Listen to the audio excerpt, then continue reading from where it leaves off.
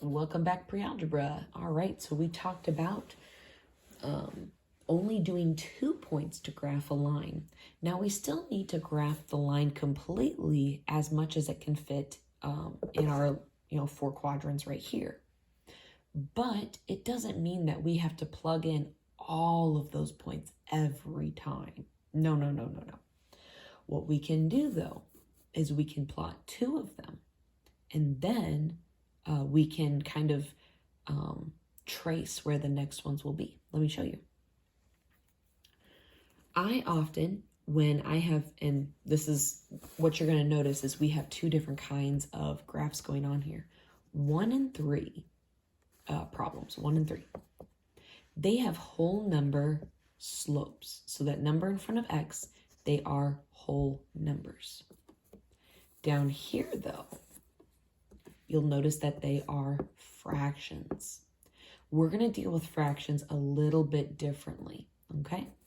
But as long as we have whole numbers, here's what I suggest. For whole numbers, always plug in a 0 and a 1 for your x and solve what that would be. So let's see.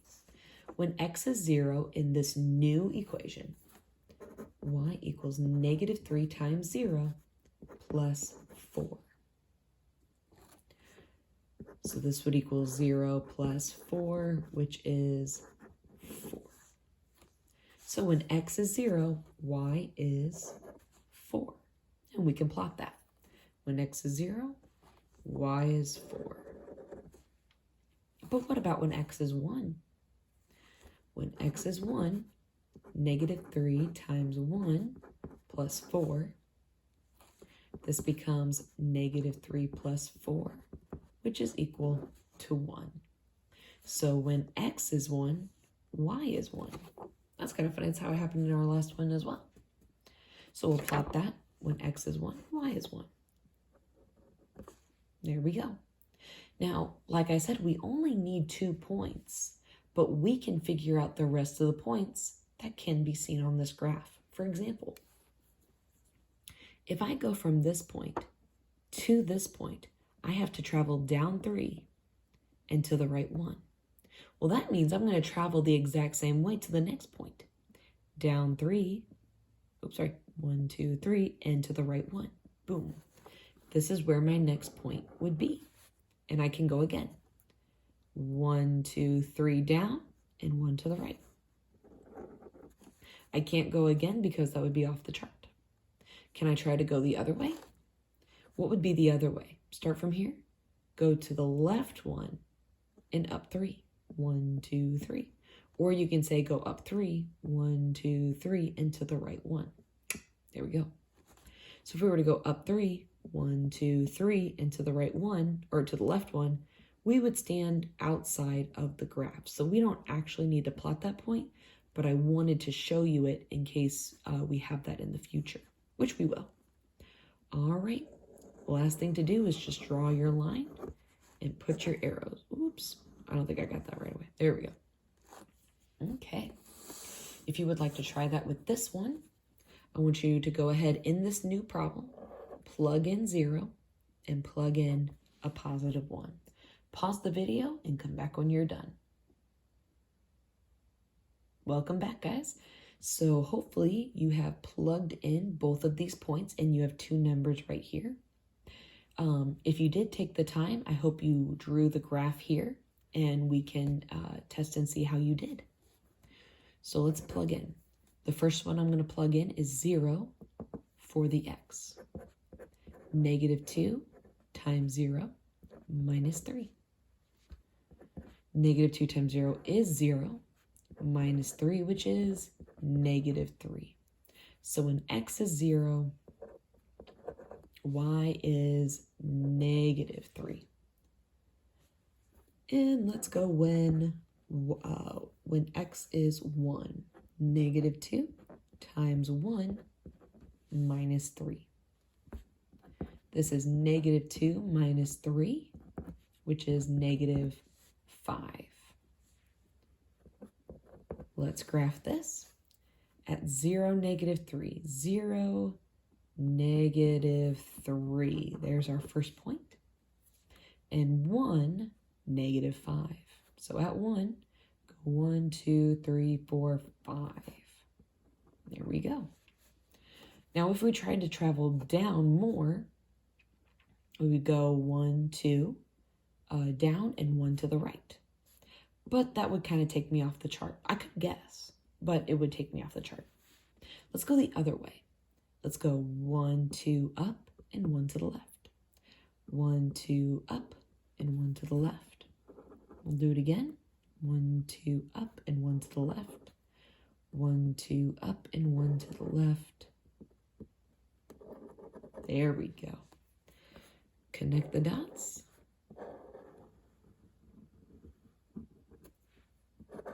There we go. So, 2 things to point out. The 0 and the 1. You don't have to use those every time.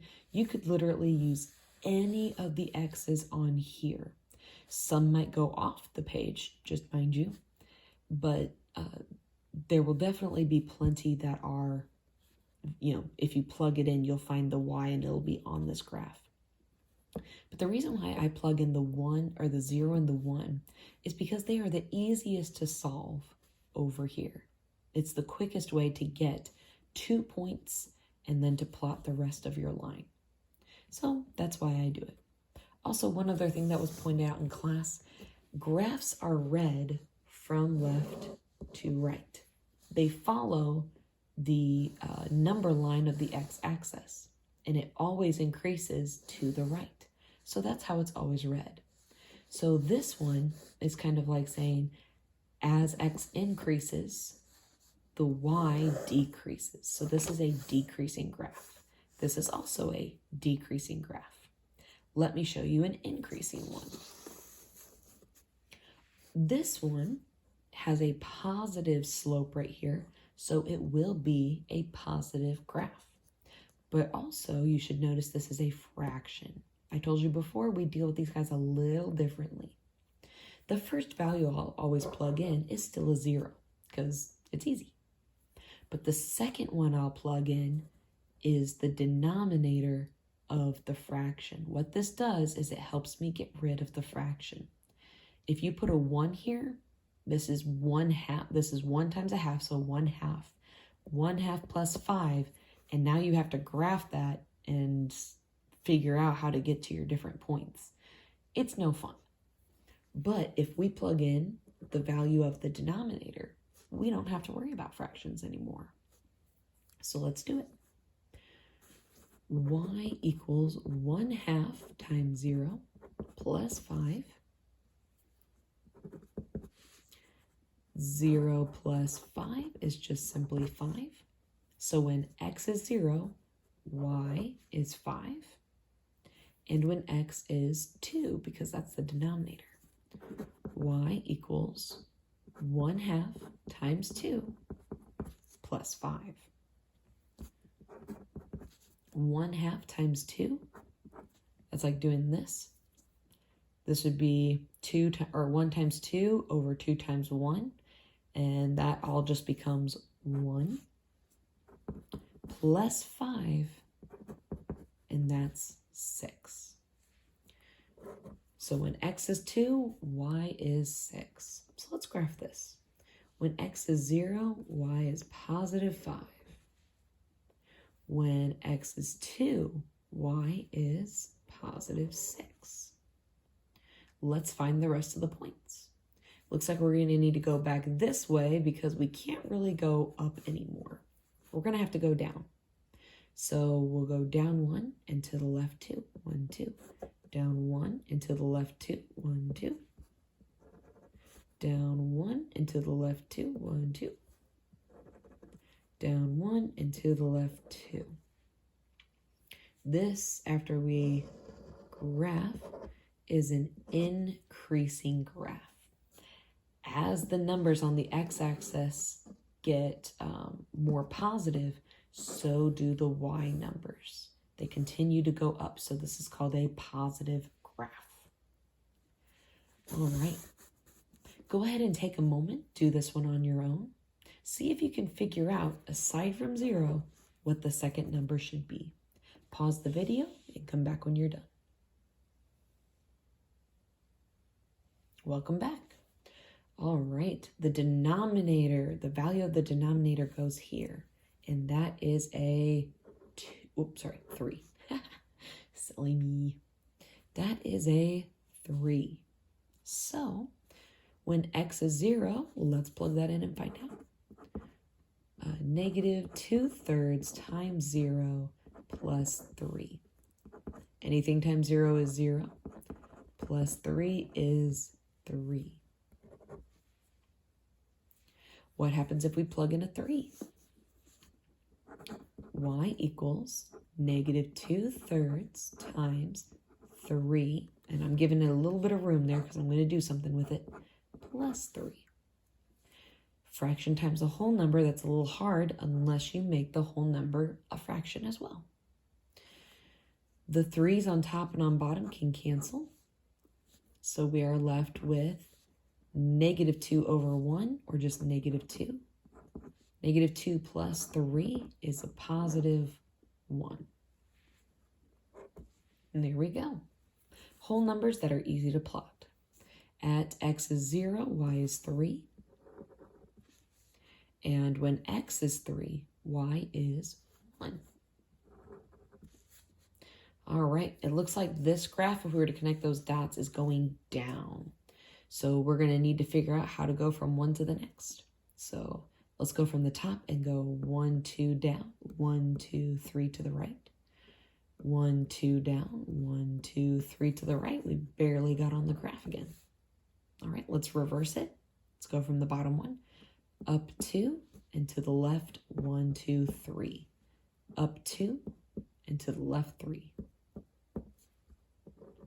All right, can we go again? Up, nope, we cannot. All right, draw your line.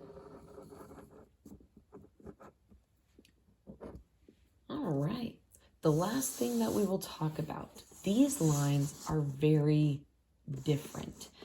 You don't see them super often, but they're always the graphs that will throw you off if you don't know what they mean. This one, y equals 4. Now, there is a straightforward way I could say this, but I kind of want to prove it to you. In the past, we have written a 0 and a 1 here to find the extra points. Well, if you'll notice, there's no x in this problem whatsoever. So when x is 0, well, what's y equal to? Y is always equal to 4.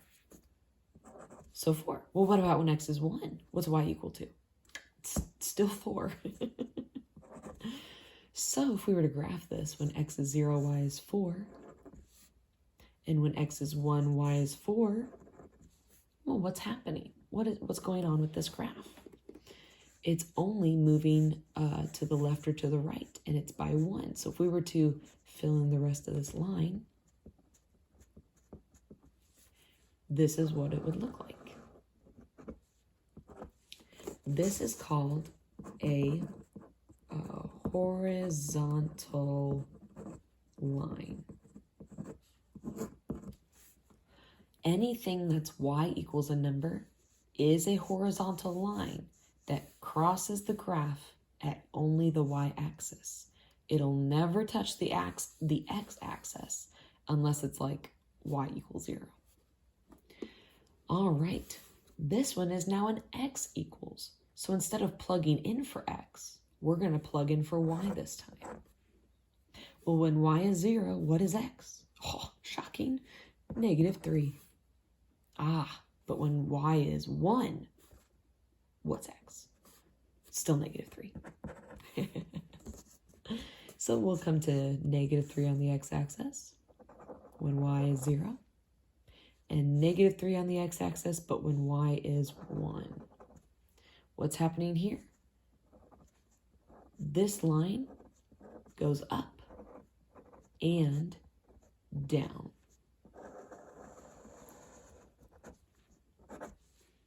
So these are straight lines, either horizontal, or this one is called the vertical line. And like I said, they're not too common because these are really what are practiced the most, all of these. But these are kind of thrown in from time to time just to throw you off and see how you'll react. All right, these are the 3 handouts that I have for you this week. If you have any questions, please let me know. Thanks, guys.